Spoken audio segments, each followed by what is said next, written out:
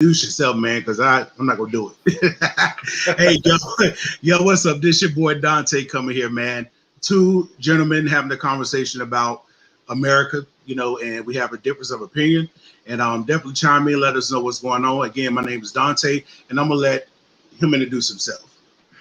Okay. I go by the acronym DOC, Descendant of Chaos and Controversy. I have my own channel, but I'm generally known as Tony, so you can address me as Tony.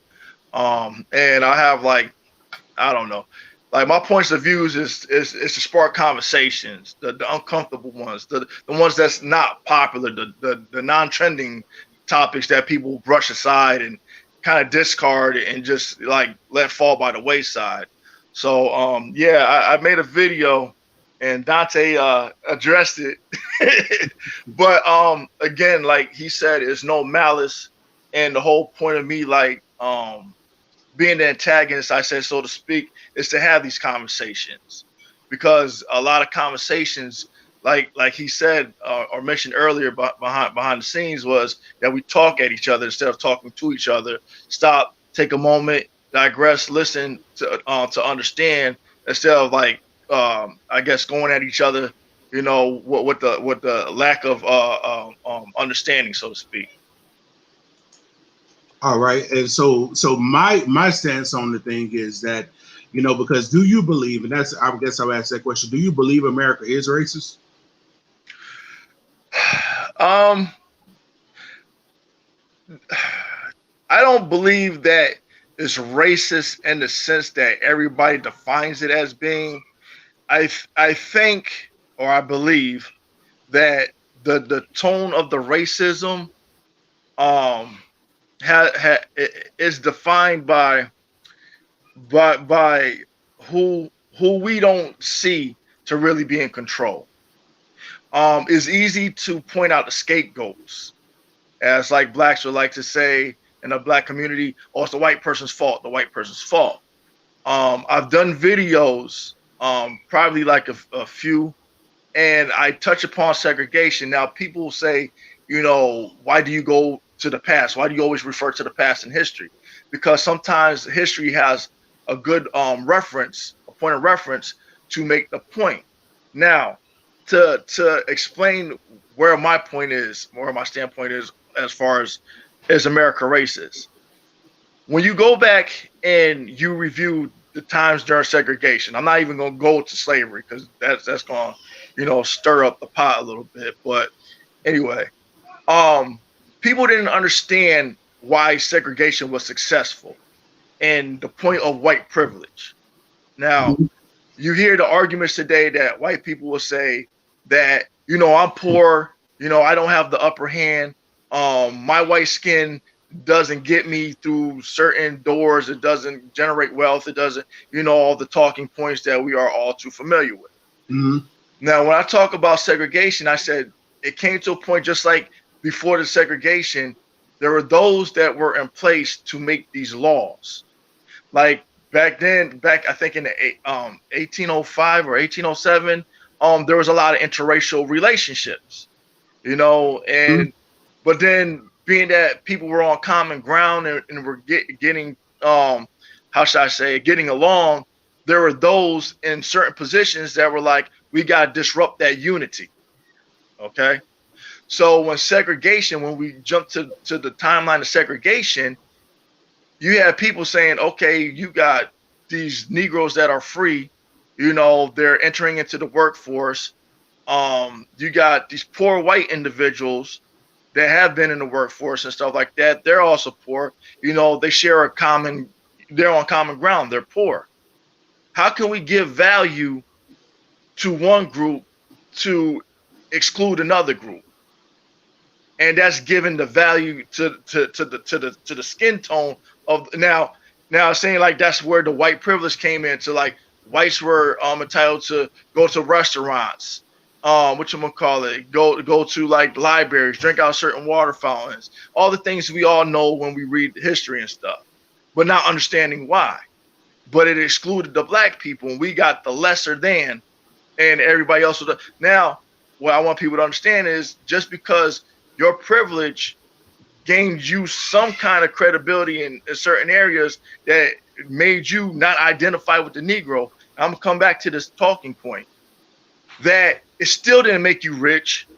You were still poor as hell. And the ones that put this shit into motion are the ones that I'm talking about that causes the divide that we see today.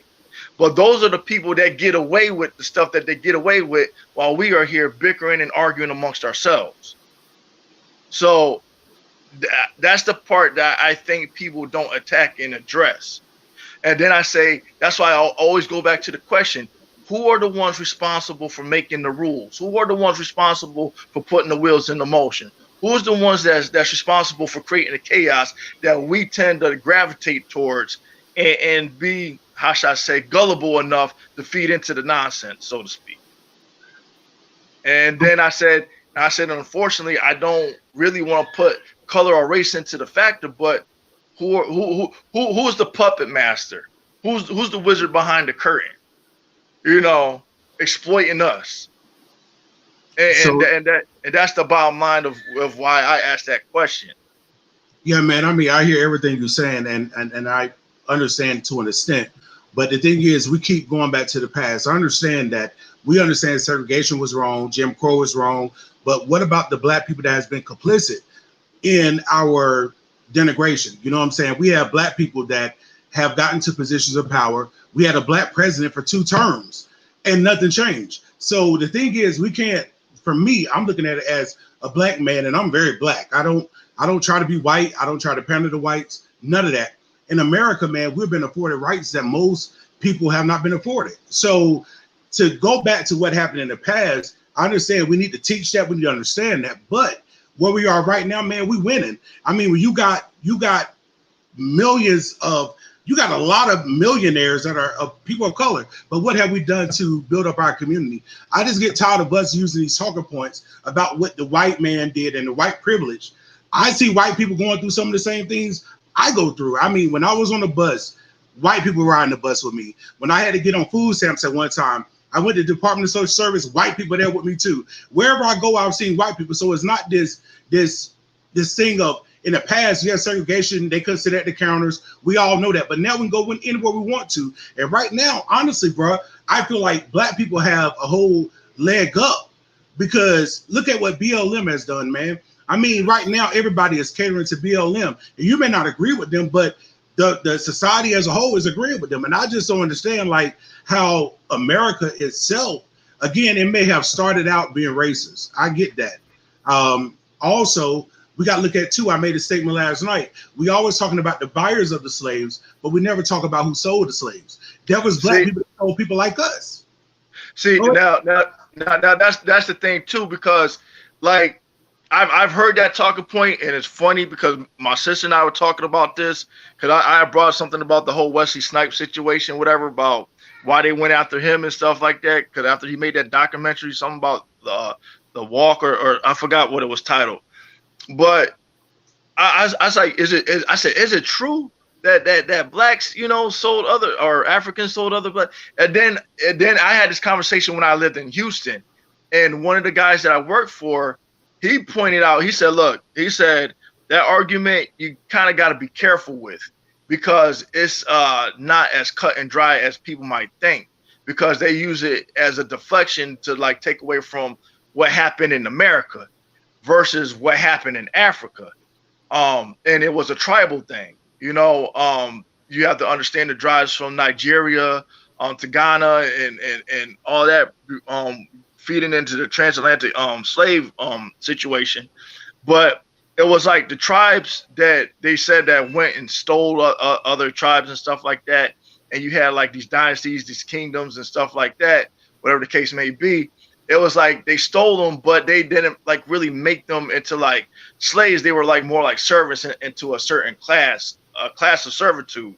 And then from there, it was like when the Europeans came over, it was kind of like an agreement to say that, yeah, we're not going to like give our people to you, but for the tribes that we've conquered, you know, from a different, you know, whatever region, that, yeah, we'll give you those people, but we're not giving you our people. You So see who what were I'm those saying? people? Were those people of color that they was giving away? It was in the African region. It's kind of like saying like, okay, like if the roles were reversed, right, and say the Europeans came here and made the same agreement with the Indians. You know, like there were different tribes of Indians, right? So if say like the Indian tribes that was like the Navajo versus whoever conquered the other tribe, you know, and say, hey, I'm gonna give you these Indians and stuff. Yeah, they were Indians by generalization terms, but they were different tribes. You know, they went by different names, different like cultures Mm-hmm. of things. You know, so it's not like cut and dry as if you came here and we're all African Americans and say you go down the block and say, hey, I'm selling Tyrese which you know what I'm saying? It wasn't as simplified as that, so to I mean, speak. but if you But think about it, man, go ahead. Go ahead. but you're right. In the general sense of talking, yes, there were Africans that did sell other Africans to the Europeans, but the understanding and the agreement was that they were to be treated with respect and stuff. And as we all know, that didn't happen and stuff. And then I guess the initial the tribe leader, I forgot his name, but pretty much he was threatened with his own people and stuff like that to say, hey, if you don't go along with this contract, whatever, you're gonna get the same treatment as those that we made the bargain or the barter system, so to speak. That's how I want to call it. And yeah, he was threatened with that. But there's like different many areas in that conversation to explore because you have different many variations of the interpretation of that particular talking point. Yeah, So but I just want you to make me understand this. How is it respectful? Because you said that they was going to give these people to the Europeans and they want them to be treated with respect. You can't be treated with respect if you're selling somebody. If you're selling somebody for profit, that's like me taking you and whoever I feel like I got power over just selling them. That means I have no respect for you. So what I'm saying is like this is the thing is we're gonna teach history. Let's teach it all. And the thing is we culpable in this. You know what I'm saying? Like black people, we got to stop making white man the big problem. We have problems within our own communities, man, that we could resolve.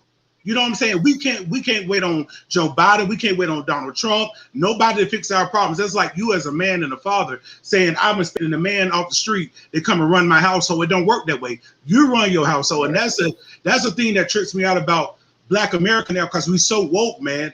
And we don't even realize, like I said again, that in this country, man, we're able to do stuff like if we was in Africa for real, some of the stuff that we do and say, we have been murdered a long time ago. It's certain things, as you said, them tribes, they don't play. So we got, right now, you could be whatever you want to be in America. If you're a man and you say you're a woman, you could be a woman. If you're a woman, you want to be a man, you could do that. Go to Africa with that craziness. They will kill you. You got Muslim countries that will kill you for those other things. That's what I'm saying. Like in America, we have a liberty, and I appreciate the liberty because I know the lifestyle I come from. I'd have died a long time ago, and it's just the whole thing of the color thing. Because let me take it like this. They say we African American because we was born in America, but we descended from Africa. Let's say a white person goes to Africa, right, from America. She's pregnant. She have a baby in Africa. Wouldn't that baby be African American as well? yeah, because you have a lot of people, especially famous people, not so much from Africa, but from South Africa, who are white, and that kind of tripped me out. I'm not gonna lie. What's her name? The actress she damn. She played in the movie Monster. She was in the last two Fast and the Furious. Mm-hmm. She played it, and but I didn't know she was African and stuff, like that. But yeah, you got a lot of white people that are from South Africa, and if I'm gonna say this correctly, don't quote me, but aren't there like a lot of white farmers in South Africa? Yeah, and there's a lot of Okay. slaves still in Africa. You know what I'm saying? And so the thing is, like in America right now, we have right now a tyrannical government, if you want to be honest, that's really enslaving everybody. You know what I'm saying? Really, truly, it doesn't matter if you black or white. They're telling you, even on Facebook and YouTube and all these different things, we're very careful about what we say when we have a First Amendment, right? That says we have, the freedom of speech. And then yet and still, in this country, we're all slaves. They're telling us, some people, you better, take your, you know what I'm talking about, the jab. You better take your jab, or you better wear a mask. All these things that in America, we're supposed to have liberties and say, look, man, I'm pushing back on it. That's what I'm saying. Like, yes, we understand. Again, I'm not going to, denounce or not even going to say that white people at one time wasn't racist. And I'm not going to even say there still aren't any racists in America. There are still racists in America. But to say America as a whole is racist, that's the problem I think I have. Because I don't think America as a whole is racist. I mean, some of the white people, and I'm not saying some of the white people I got white good friends. I'm not using that talking point. But some of the white people that I run into at Walmart, at any grocery store, they'll speak to me. I got dudes, Negroes, mean mugging me. I'm like, what you mean mugging me for? We supposed to be brothers, but yet and still, if any racism coming, I'm more, I ain't gonna say afraid, but I'm more, what's the word, aware. Conscientious. Conscientious of when I'm more around black people than I am white. That's what I'm saying. Like, and it's not the fact that it matter that there's not some evil white people, just like there's some evil black people. But what I'm seeing is in our communities, man, and that's the thing I have a problem with. They have emasculated us as men. And I don't know if you agree with me with this, but the system as a whole has emasculated black men. They removed us out of the home, and then they gave us these gangs that we don't talk about, because most black guys go in Hispanic and mostly black or colored people, they go into gangs because of the absence of a father. If you really have a father in the household, being a man like you doing today, you say, look, bro, we could do this conversation, but I got my son today. You put your priorities first. My son come first. This conversation we can have another day. But right now, I'm gonna give you as much time as I can, because when my son needs me, I'm going to go see about my son. That's what we should be teaching our black men in America. But we got them looking at people like Lil Nas X and P. Diddy and Jay-Z and all these people. They got billions of dollars. And if they really want to get the black people out of the struggle, they could have put all their money together. And man, we could have this utopia for black people. Why don't we have it? Well, it goes to, but it also goes to the talking point. This is I'm glad we're having this conversation, Dante, because when you say, you don't, it kind of doesn't sit well with you when people bring up the past, but it's relevant because for me, it's not just to throw up in white people's face as it would be perceived or whatever, but it's a point to be made. Okay, like when you made the point of like, I don't, agree with talking about the Black Wall Street, but it's a point to be made because it goes back to what you just said. You have all these people that we know to be successful. And I've stated it in a previous video when I was talking about the division amongst the black community. You got Oprah Winfrey, Tyler Perry, the Jay-Z's, the Dr. Dre's and all of that stuff. We could have been built another Black Wall Street.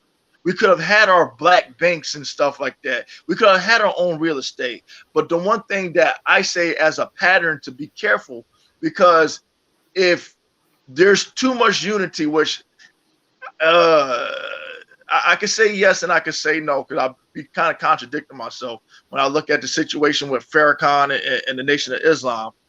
But when the story came out with that, the black family that purchased so many acres of land, I think in Atlanta, Georgia, and then they got all the pushback from the white people trying to turn into a racial thing.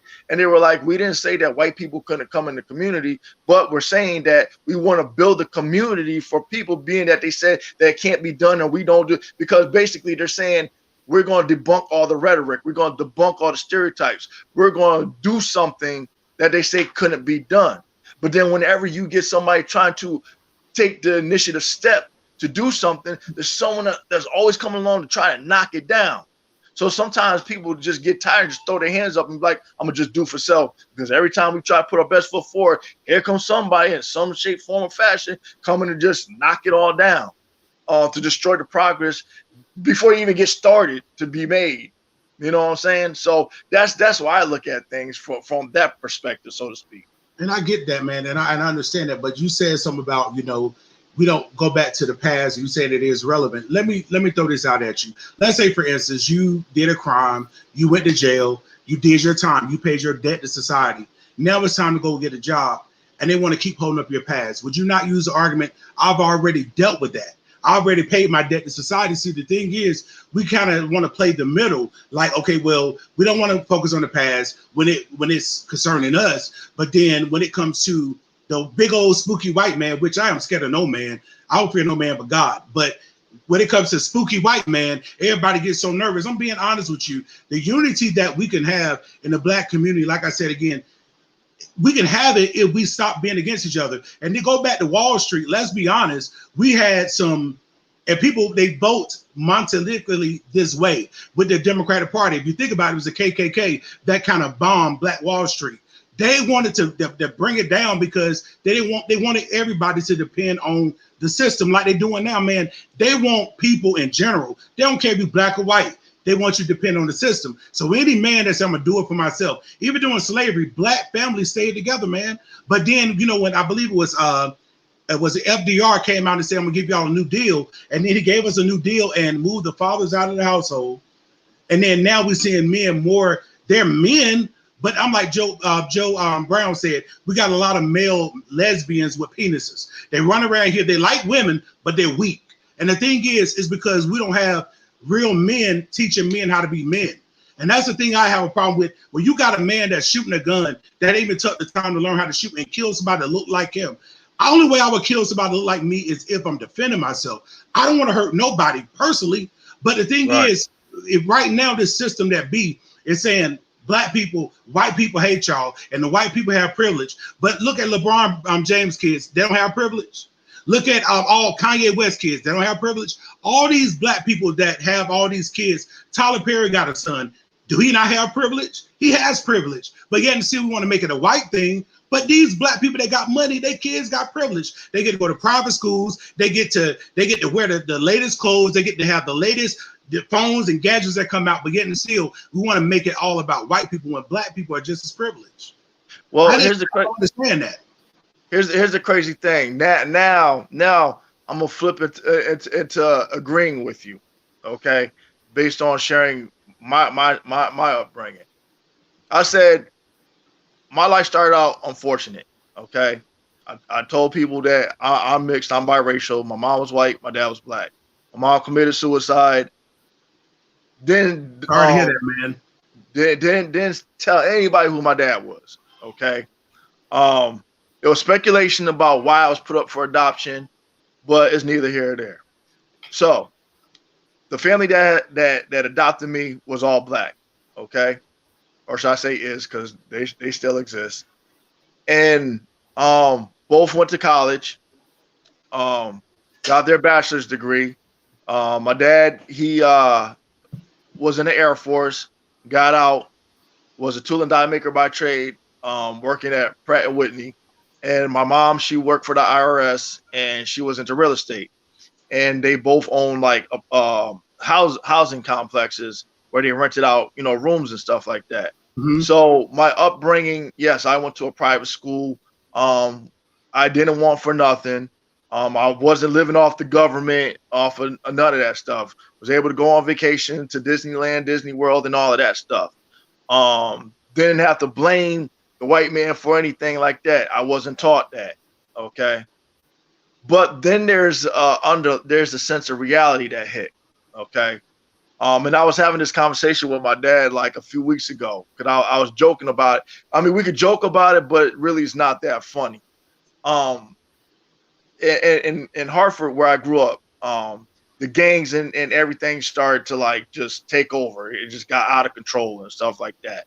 And the safety and everybody's well-being was being compromised. And so my parents said, the hell with this. The taxes are too high. And for the crime that's coming up, we're moving out. And they moved to Colchester. Now, Colchester, the best way I could put it, is predominantly white. You got a lot of upper class people that live there, some that are millionaires. Okay. And I remember, and my dad said this was the second time this happened.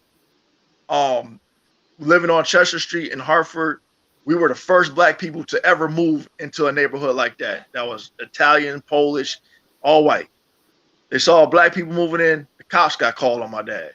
They're like, there were black people moving in. What are they doing here? My dad had to explain that. You know, rubbed them the wrong way, but he was used to it because he was brought up in North Carolina. He dealt with that already and stuff like that. So I said, okay. Now I was too young to know about that because I was probably like maybe 4 or 5 at the time, so I didn't know anything about that. Fast forward to like when I was like in my early 20s, and I remember my dad went out because the land that they own in Colchester is like massive, and they got like forests going around the yard and stuff that extends to another part of the neighborhood, whatever. So he went out one morning and he has a cup of coffee, he has house coat, cigarette, and his PJs on. And he comes back around. I'm walking out the door. We see 2 cruisers coming down the driveway. I'm like, what's this all about? So the sheriff gets out, says to my dad, do you live here? My dad said, yeah. He said, we had a call saying that there was a suspicious person in the neighborhood. My dad took a drag of a cigarette, looked at me, and he was like, do you have proof that you live here? My dad looked down, he said, I'm in my damn house coat and my PJs with a cup of coffee. You think I'm on my own property, I'm gonna have my ID on me? Are we being serious right now? So my mom comes to the door and he told my mom to go get his ID or whatever. Comes back out. My dad's like, he's very like, you know, cool, calm, and collective. Gives an ID, right? He says, thank you. Then he asked my mom and me, do we live here? And we're like, okay, now you're just reaching. Now you're just insulting our intelligence. So when he gives my dad the ID back, my dad said, now I'm gonna tell you. You tell whoever called you, and this is for you. Just because we are here, we can afford to be here. I busted my butt to be here. So to set everybody's mind at ease, I don't do anything wrong. I'm a taxpaying citizen.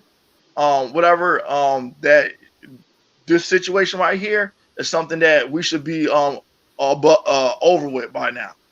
You know, and then he looked at me and he said, son, unfortunately, these are going to be some of the things that you're going to have to deal with. I was like, okay, Dad, whatever. Now, I've had my run in with the cops and stuff like that. I'll say maybe on 2 occasions I could say I was wrong. Well, on every other occasion, no. It was the profiling and all of that stuff like that. And I didn't have a record. You know, I stayed out of trouble.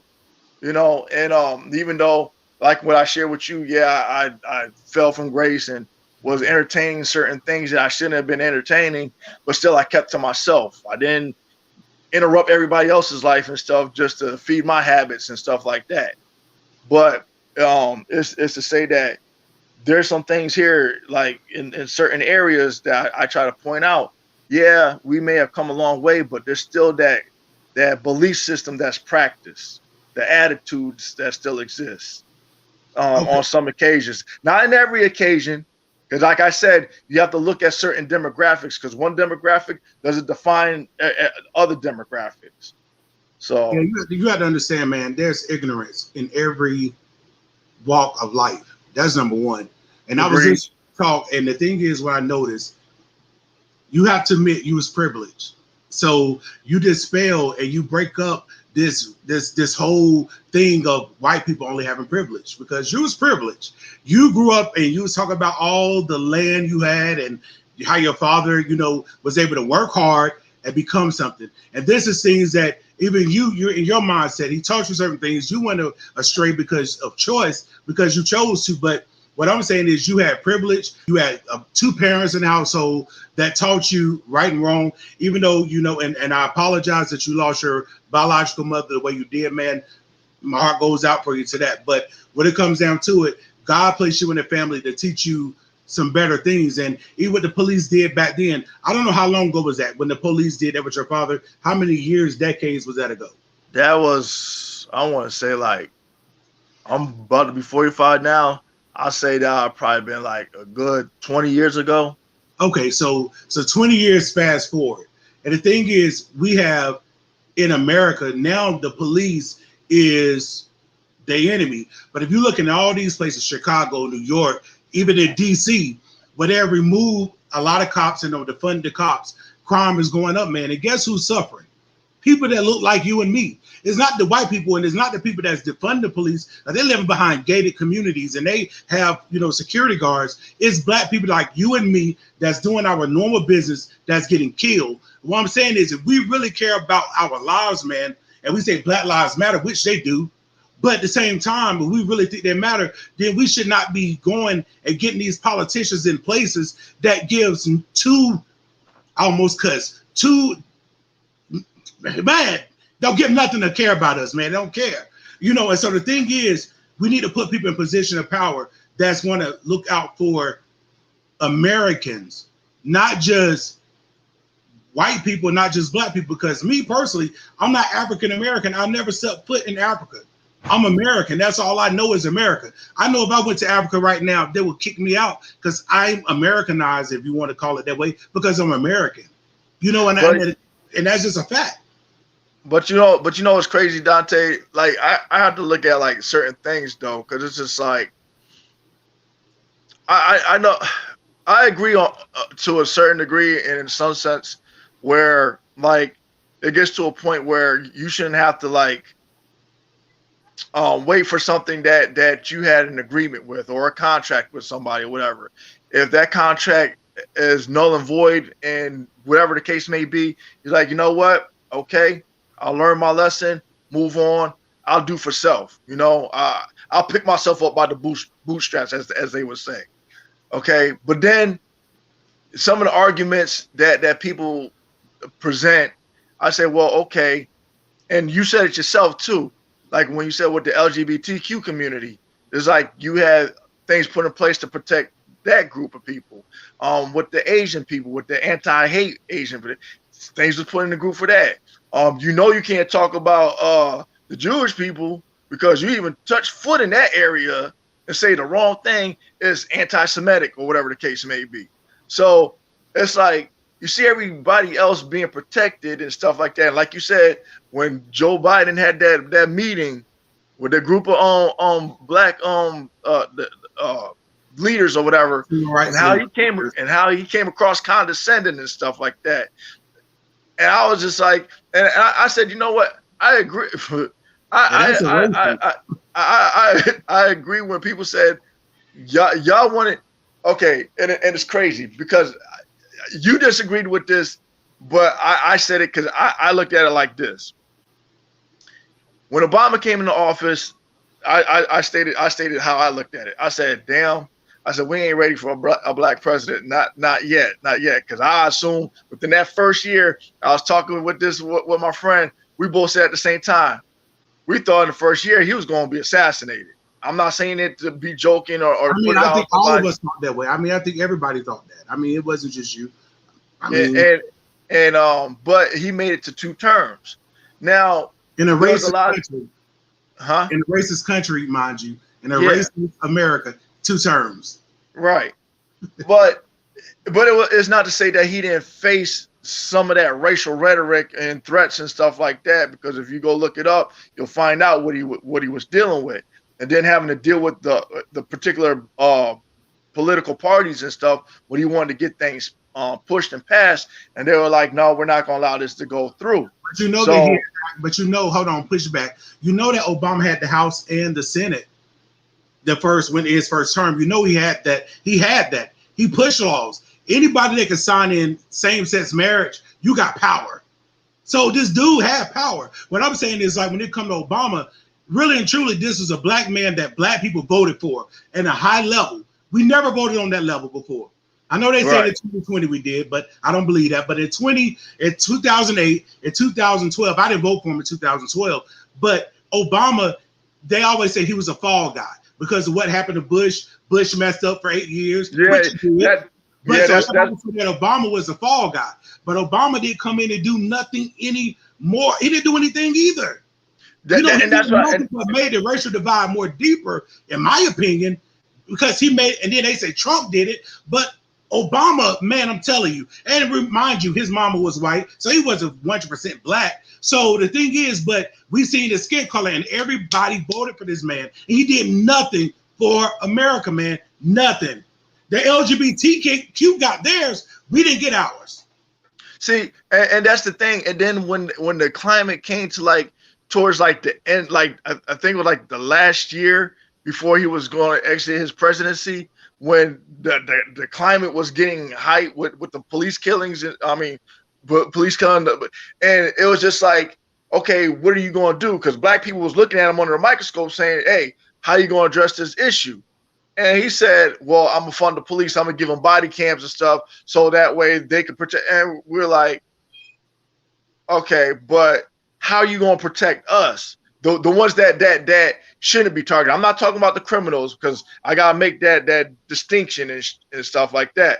But for the ones that, like, say you or me, like if we got a job that we're going to, we're not doing anything wrong. You know, we come across this cop that, for whatever reason, feels he's obligated to just take us out of the equation and stuff.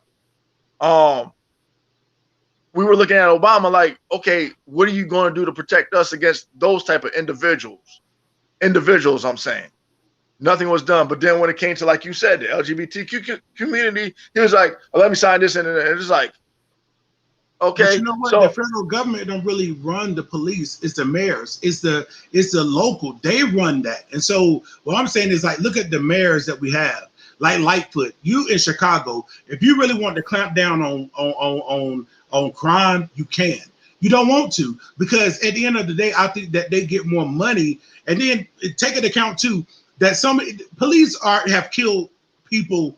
You know, I ain't gonna say every day, but there's been a lot of police killings when it comes to, if you look at the stats, but they don't get politicized like certain ones. So what I'm saying is, really, reason why we feel the way we feel, because the media tell us how to feel. The media tell us how to think, and I think that's the problem. That's a huge and major problem. It is, because you're looking at everybody flip-flopping on certain narratives, and they clip certain things and highlight it just to push a certain narrative. And it's like, anybody with common sense would be like, I'm not watching the news and stuff. I'm basically like, if I see something, I look it up. Like, for example, okay, the whole thing with CRT and stuff like that, right? I was looking for the boogeyman narrative to say that CRT is teaching people to hate white people, and I'm kids to hate white, whatever the case may be. I was looking for that. I was looking for that exact detail to just be like, okay, Dan, they were right. Couldn't find it. What I did see was a clip that showed how kids interact. Like, if, like, say you take a black kid, you put them around other black kids, right? You see how they interact. Then you take that black kid out of the predominant black setting, you put them with a diverse group of kids and stuff like that. Not just white, a diverse group of kids. Mm-hmm. And you see their behaviors and how they are. And it was to break down, like, mostly the behavior patterns and stuff like that. It wasn't to say, like, you know, oh, we're just going to have black people not like white people and stuff like that. That had nothing to do with it. But it's kind of what you're saying is, and it goes back to the point you made when you say your dad told you, when the police, he sat you down and told you, well, be aware of certain things. This is what you got to understand. I've seen kids operate with kids. Even when I was a kid once, I didn't really know the difference between my white counterparts until my mom, certain things my mom said. See, this stuff is taught. This stuff is not in us by nature. By nature, we're just human, but people teach us how to hate. And when you tell somebody they need to be ashamed of their whiteness, and they need to understand that they're oppressors, you got to understand most people in this lifetime, they were not slave owners. They were not. And I understand that some people did benefit from slave labor. Don't get me wrong. I understand some people came up off that, but it wasn't just white people. Black people did too. So what I'm saying is, like, to teach CRT, I used the analogy last night. If I got a black child that I have a white friend, and we got those kids growing up together and they didn't know anything, they go to school and learn this CRT. Now they hating each other for what? Because y'all was just friends, but the system, they want us divided. That's the thing that I think that most people need to wake up and see, is that they want us divided because it's easier to conquer people when you got them divided. So when they got us divided on race, the thing is, when we die, man, the last I checked, they don't have no embalming fluid for white people and one for black people. And they don't have special holes in the earth for white people and certain for blacks. All of us go back to the dirt we was created from. But yet and still, these people want to make us just hate each other. I hate nobody, man. I hate what I see black people do to each other. I hate to see racism from white people. I hate that. I hate wrong, period. So the thing is to try to use statements like, again, with back to Obama, he pushed this whole narrative like he wanted to bring us together. Joe Biden said the same thing. I'm going to be the uniter in chief. I'm going to bring everybody together. Since this senile fool been in the White House, we have seen nothing but division. I mean, nothing but division, man. Well, here's the thing, too. Now, to get on the Trump thing, right? Let's go. I heard everybody's like argument and stuff. And I said, I'm going to give y'all this. I will say that Trump was like his character, how he presents himself, comes across as being an asshole. I agree. As far as now, as far as being a racist, and I've said this time and time again. I didn't vote for any of these presidents, but I take a step back and I talk with fairness. You cannot condemn a man based on the actions of those who support him. If you got some racist individuals who just so happen to be Trump supporters, that's not Trump's fault. You know, he can't control the actions of individuals. He can address it and be like, hey, you know what? I'm about America as one. Not America to favor this group of people or favor that group of people or what have you. Okay. And I found it ironic because I said this before too. I said there's been things that people didn't look at. And I used the example of Mike Tyson. Okay. When Mike Tyson was going through his mess with his divorce and the rape accusation and being like robbed by Don King and all that other stuff, the only person that stood in Mike Tyson's corner was Trump. Wait a minute. Hold that thought. So you got a black man that stole from another black man, but it was a white man that stood with a black man. That breaks up that racism argument for me, but go ahead. Right. So when Tyson was broke and stuff, who was the one that helped him out? Trump did. Now, I said ironically, and like when I was looking at like the whole argument with the Confederate flag and stuff like that, because I was on Ricky Manner's thing too, but a lot of people were like being distasteful. But I'm like, look at all your artists from like this, from the East Side Boys to even Kanye West to Ludacris to like they sported the jackets and the shirts and stuff like that that had the Confederate flag on it and stuff like that. You know what I'm saying? They all supported Trump, like Nelly and all of them and stuff like that. You had all these people that were like rappers and stuff that supported Trump. Then all of a sudden, Trump becomes president. Then the whole narrative changed. Oh, Trump is a racist and stuff like that. I'm like, y'all contradicted yourselves. You know? Now, here's where I say something about the racial situation. People say, you know, there isn't racism or whatever. They'll make that statement with a broad stroke of the brush. But then turn around and call Joe Biden Jim Crow Joe. He is a racist. I know that. He is a racist. A fact is proven. He's a racist. When you call black people roaches, when you say we'll never integrate, you know, with the black people calling us jungle creatures, when you have people like Joe Biden is a racist. Period. He's from Delaware. They had slaves. This dude is a racist. Now, like I said again, even if it ain't what he said, is what he's done. This dude is a racist. Period. And like I said, I don't like him. And then here's the other thing. I said, okay, when Q came out and he was talking about trying to do things for like Black America, like to like bring them up, you know what I'm saying? Trump's people sat down with Q and came up with the platinum plan, whatever. All the details weren't as accurate, but Q said, you know what? Something's better than nothing. You know, I brought something to the table. It was discussed. It was being drafted or whatever. The details could be worked out later. He turned around and said, I want the Biden's people to say, we'll talk to you after the election. And still hadn't talked to him.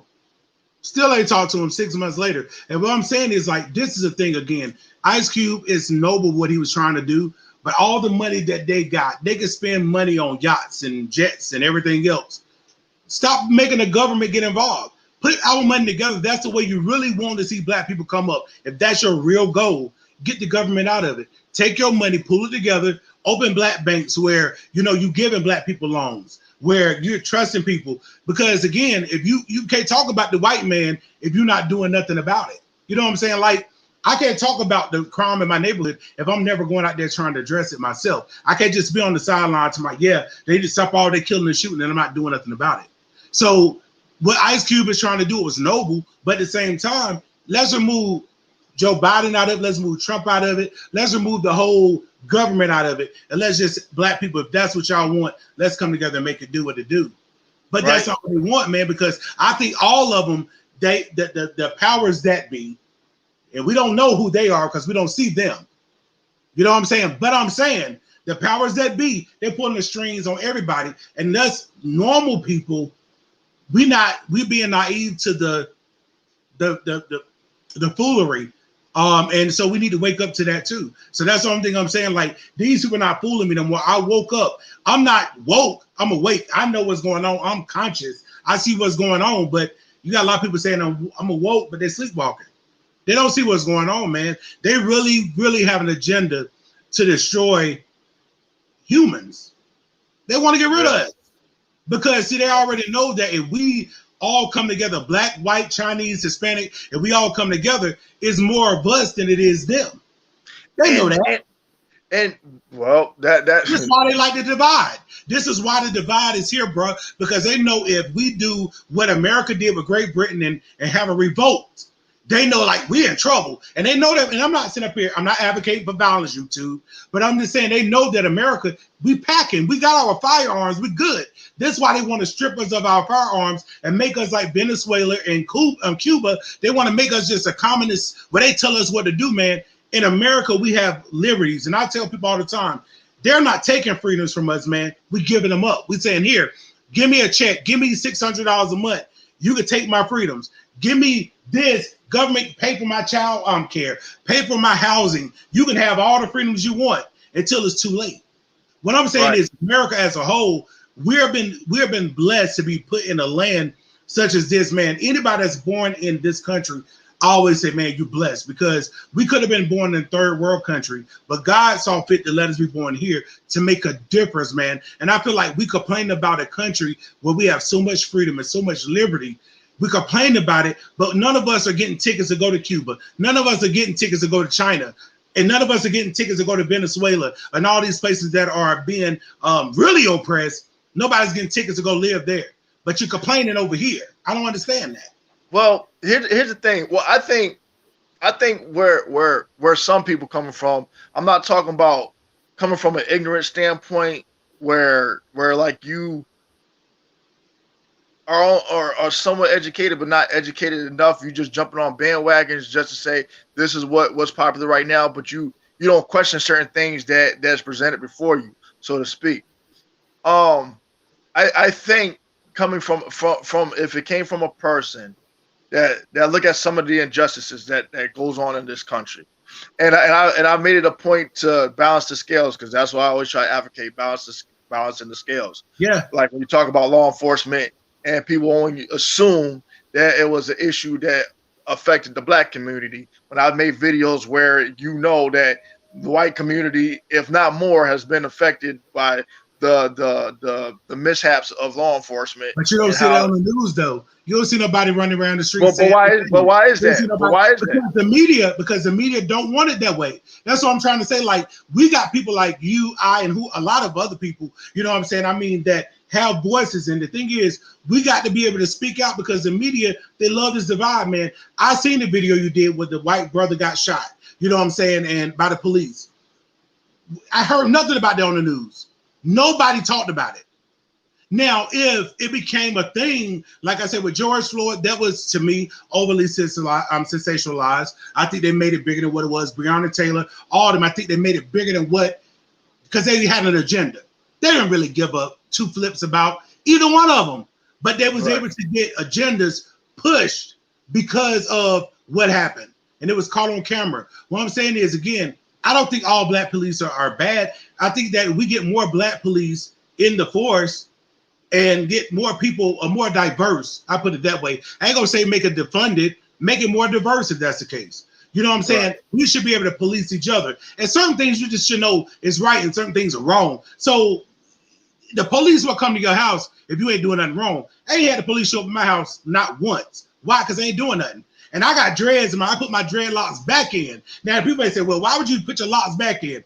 I put my locks back in because that's my culture. I like my locks. So I got them reattached. Do you think I'm worrying about a white man pulling me over because I got dreadlocks? Man, I ain't studying these white people. Because the thing is, I'm doing what I'm supposed to do. I'm minding my business. Yeah, I break the speed limit sometimes. Sometimes I even litter. I ain't gonna even lie. But at the same time, for the most part, I'm doing what the law tells me to do. Now, if I was to run into the police, which I have did before several times, is that I understand the whole thing about complying. I know some people say, well, people comply and they still got shot. But the thing is, what I do is I keep my hand at 10 and 2. And I just do what I have to do to survive. If these police officers are doing something wrong, then I'll have another day to fight about it. We got these people that's being martyred, so to speak. Their families getting the benefit of everything that they supposed to be making change with. Their family getting the money and not even keeping their memory alive, man. They're not out here doing anything. And that's why I'm saying, like, this is a thing like Black Lives Matter. What pisses me off about them, they run around here talking about, all this systemic racism. You want to move the black man, bump the real straight black man, bump him. We want the queer affirming folk. We want them. So let's move the black man out. But you can't say Black Lives Matter when the black man don't matter until it's politically convenient for you. That's the thing that makes me mad. Like, you can be who you are. And the thing is, if they can politicize what's going on with you, you become a thing. See, George Floyd was a nobody. He was an old drug addict before he became a thing. Then he became something they can use. Then he get a gold casket. He get a funeral tour. He get all these different things. But before, George Floyd was just a criminal.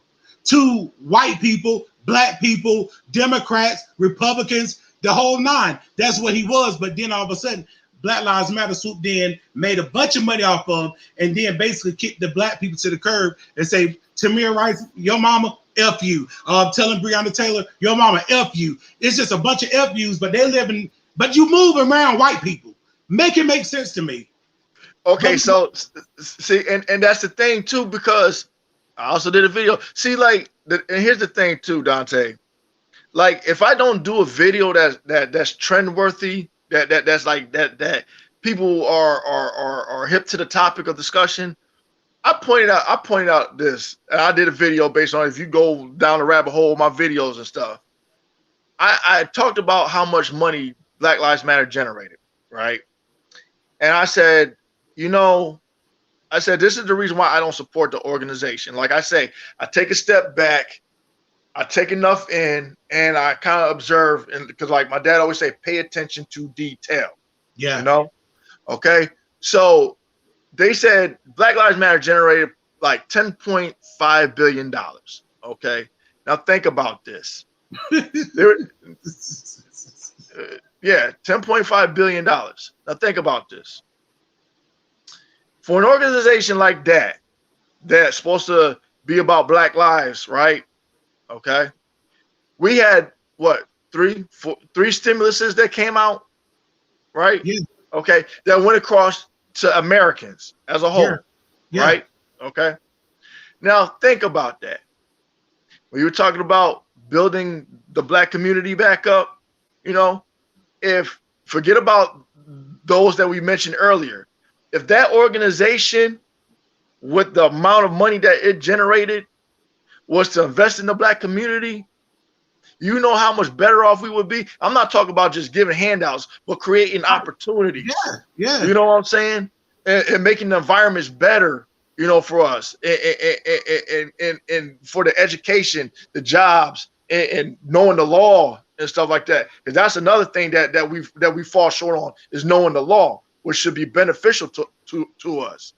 But when I said, where was Black Lives Matter when you got these kids that are being kidnapped,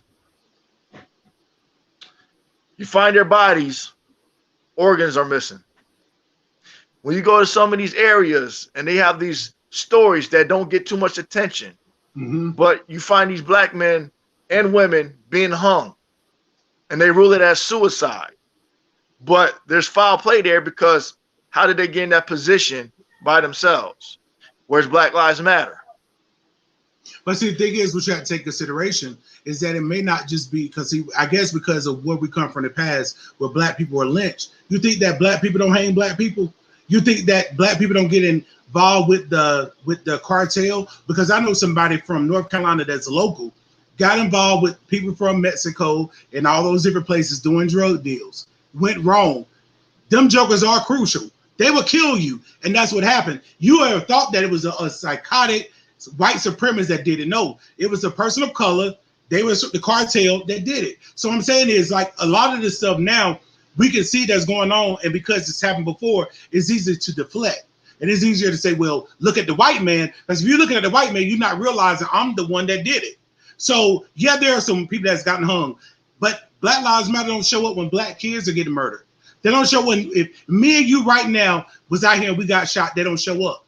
They don't show up. But I thought Black Lives Matter. It don't matter. Again, until it's convenient for them to get some kind of narrative, or their money or their bank account getting low, then they need to get it back up. Then they go out here and they run their mouth. So I don't support the organization. When I say Black Lives Matter, I agree with that. When I say all lives matter, I agree with that too. Because we all do matter, man. Because again, I can give two flips about black, white, all that.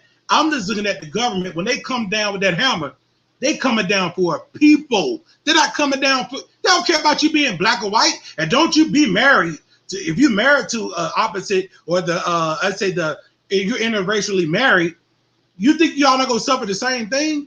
This government don't care. They see us as little minions that's doing their bidding, and a lot of them don't even have to go out here and divide because we're doing it amongst ourselves, man. That's right. And these black people, we can't get along for 2 seconds because we got this clout chasing that we do. We have all this, you know, everybody want to be the big man on the street, and then you fighting over streets that don't respect you. This is what tricks me out about. White people don't do that. You don't see a lot of white people, I'm repping my street and we wearing our colors. No, it's us. We the ones that's been, we do this stupid stuff, and then we get mad and say what the white person has done when we have knowledge of, quote unquote, what they've done, and we're still playing into their narrative. Make it make sense to me. It don't make no sense, because a lot of this stuff we're doing to ourselves, man.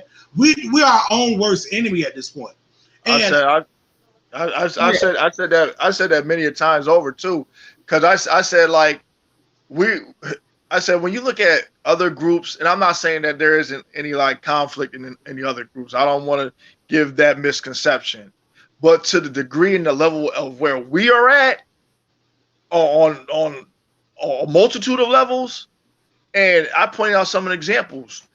You can't be an educated Negro without somebody who's an uneducated Negro capping on you, making you feel some kind of way because you got some sense and some intelligence. You can't be you can't be an educated Negro looking at a poor person, you know, whatever, coming from whatever, without judging them for whatever it's worth, like making a generalized outlook on their circumstances and stuff.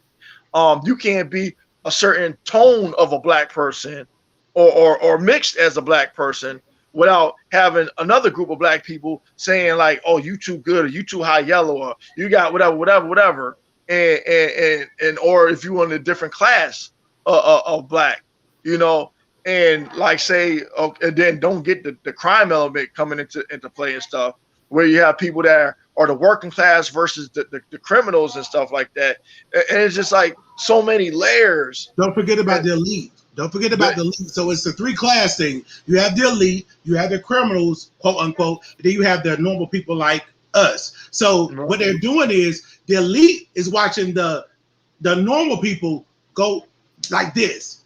We need to wake up and say, wait a minute.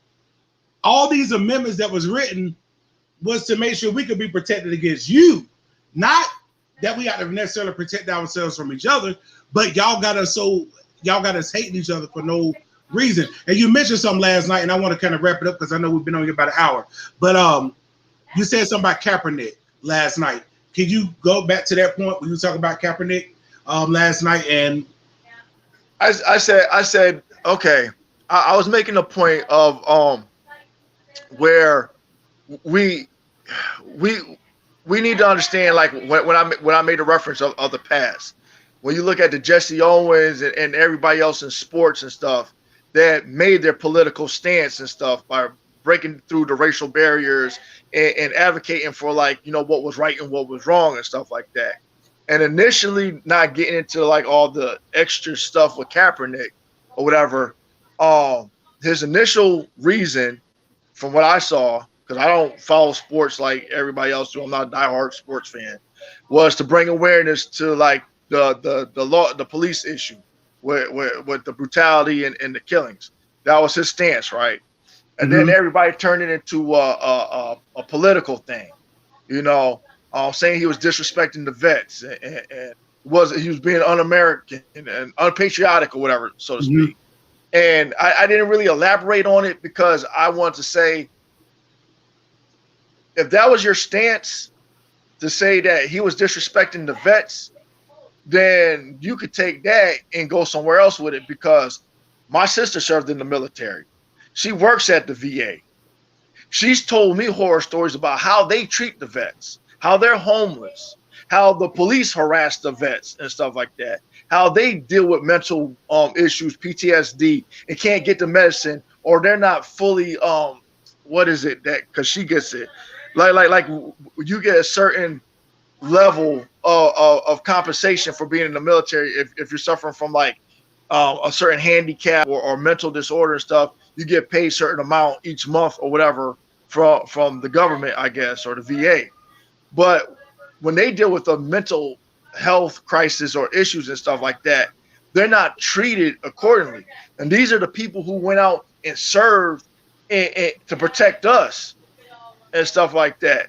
So you criticizing a athlete for taking a knee, saying he was being unpatriotic and disrespecting the vets, when in all reality, he has done nothing close or even near to what the country itself has done to award the vets their due, respect. And man, and then on top of that, the other thing that was said was, because he was mixed, he didn't have a right to voice his opinion and stuff. I'm like, what does that have to do with it? Between him being an athlete and being mixed? It's like, at the end of the day, when they're not on the field and they're playing, because you've seen athletes getting harassed by the police. There was that basketball player who went to the ATM and was surrounded by cops and got his butt whipped, got arrested, and still had to go to practice or show up for the game, bruised and all. So he wasn't too far-fetched for making that protest, because no one's exempt. I don't care where you are at in life. You can still be subjected to whatever nonsense that has yet to be corrected. I mean, that's where I'm coming from. Okay. Because go ahead. Because I was told that too. It was just like, oh, because you're mixed, don't think that, oh, you won't be dealing with this. I'm like, growing up, I've dealt with this. I don't think that I'm better than anybody. I've been called the N-word. I've been discriminated against on the job. I've dealt with the police in one shape, form, or fashion or another, but I don't take those experiences and be bitter about it. I mean, do I use it as talking points to say, hey, I can relate? I've been there. I've dealt with this. The same thing with dealing with the criminal activity and dealing with gangs with my own people. Yeah, I can relate. I've dealt with that. But we could bring issues to the table, and we could talk about it and argue about it amongst ourselves. But what solutions have we come up with? Instead of arguing and debating amongst ourselves about it. Yeah, that's with Kaepernick, the only pushback I have on Kaepernick is, number one, the agenda was deeper than police brutality. That may have been the veneer that he wanted to paint. But when you look at him, when you walk around with Castro shirts on, you for Marxism, you for communism, you for that. So when it comes down to it, and look at, he wasn't really a good football player. He was all right. But when you think about it, he made more money after he did whatever, becoming an SJW, a social justice warrior. He made more money. Nike gave him all this money. So Kaepernick capping.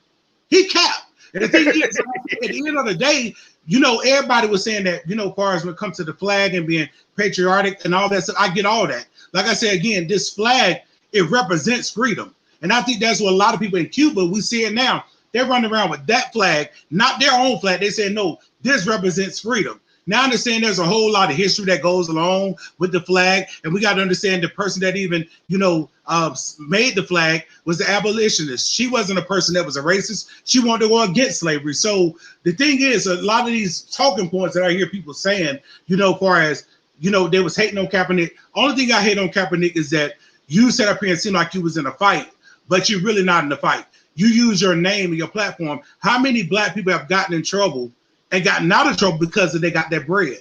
You know what I'm saying? Look how long it took to walk R. Kelly down. We know what he was doing way back when, but look how long it took him to walk him down, because that money talk. That money have a language that, like I say, and your notoriety has a language that your skin color doesn't necessarily have. When they get tired of you, just like with Weinstein, a white man, just like when they got tired of Epstein, a white man, they know what to do with you. I mean, we have JFK, a white man. We got rid of him. So what I'm saying is, it don't matter. This thing right here, we got to understand this. That's why I say it's the government that's wicked as a whole. And I know people may say, well, Joe Biden, I know he's trying to flag everybody for, you know, a difference of opinion. F you, Joe Biden, and F you, the administration, the resident Biden administration, because I don't care.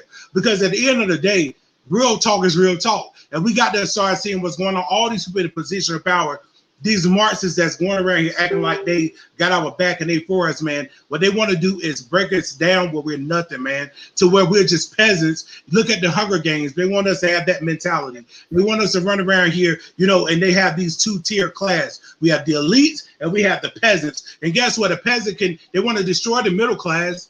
Like I say, most black people are middle-class people, but they want to destroy that.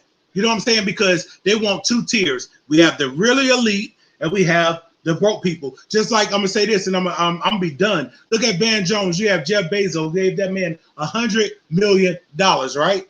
Allegedly. Sure. But he gave him $100 million. What kind of money will Van Jones, a black man that be crying on TV and all this and the third because Joe Biden became the president? He crying. But I want to see what you're gonna do for these Negroes that you supposed to have their back for. How much money go put into the black community? I'm waiting. You know what I'm saying? You may throw a few thousand here, a few thousand there, but even Oprah Winfrey went to Africa to build a school. When you live in Chicago, that's where you're from. Why you didn't build a school there, ma'am? But you talk about black people. Why you didn't build? You're a billionaire. Why you didn't build schools there? So what I'm saying, these talking points about black, white, man, when we start realizing, hey, there's a bigger enemy, and it's not us. We'll stop this whole racial divide stuff and stop making America pay for something that they can't pay for. This happened 200 and something years ago. Man, half of the people, well, most of the people that was there, they dead. So what we can do is start with the here and now and try to build from there. Because as long as we keep on with this racial divide, man, we're going to keep tearing things down. And that's the thing I hate to see about any of us, because I think we can do more together. And a matter of fact, as they always say, I want to have somebody white in my life, quote unquote, that got good credit. Let me holler at you. Show me how to get my, you know what I'm saying? But we looking at all the negative stuff instead of us saying, look, if I hang around successful people, I would be the 10th person. But we looking at the other 9, and there was a statement I heard yesterday at work. It says that mediocre people hate high level people, and high level people hate mediocre people. So it's a two-way street. So the thing is, like I said, once we can learn how to bring that together, I think we'll be able to see healing. We'll be able to see a difference. Because if not, hello Cuba, hello Venezuela, because this racist country that people think we are, we're going to see that we're not as racist as we thought we were. We may have been a racist country. In inception, it may have had some racism in it. Jim Crow. Joe Biden is Jim Crow 2.0. Everything he wanted to deflect on everybody else, he is. He embodies it. Even like Kamala Harris, we know that she's not black. She's Indian, Asian. Yeah. Indian. She's not. And then this feminist, man, we can have a whole different conversation about this because I didn't want to prolong this conversation, man. But I'm just looking at all the wickedness, man, that's trying to destroy people because they know now we have too much power. And they say, well, we can get the power from the people, we can control them. And that's the thing. I don't want to be controlled. I went through molestation, and everybody know that. I was controlled for so many years, psychologically, I was physically, all that. Now that I have my voice and I'm a man, you're not taking my control. You're not taking my power unless you're ready to fight. You're not gonna just man, you're not gonna son me. You go out to come and take it. Exactly.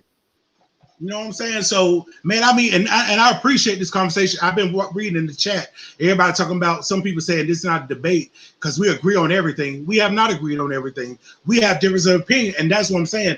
Just because people think we're a monolith because we have somewhat the same skin color, they think we all think the same, but we don't. I like free things. I like people to have a different opinion. I mean, because it's like I said, I know you read my mission statement. I don't like an echo chamber. And when you said, look, you even said it yourself. You said, Tony, I don't agree with you on like this, and that, and the other. I said, okay, you know what I'm saying? And I said, there's some things that I stand on that you may not stand on, vice versa. Right. You know, and it's like, I mean, but there is common ground that we do find in the conversation to say, hey, we understand this. We know this is what's going on. We know this is what's taking place. It needs to be addressed. It has yet to be talked about, not in depth at least, you know. And I think you got too many people that like you say, go at each other instead of like talking to each other. So, but yeah, this was a good talk, man. Yeah, it was, man. Like I said, man, we'll do it again. You know what I'm saying? I'm quite sure something else controversial will come up, and we'll have something to talk about. But what I'm saying is, man, this is what we should see Americans doing as a whole, sitting down, having a conversation. Because you'll realize sometimes just talking, you'll find out, yeah, we disagree, but it ain't to the point to where it's gonna make me hate you.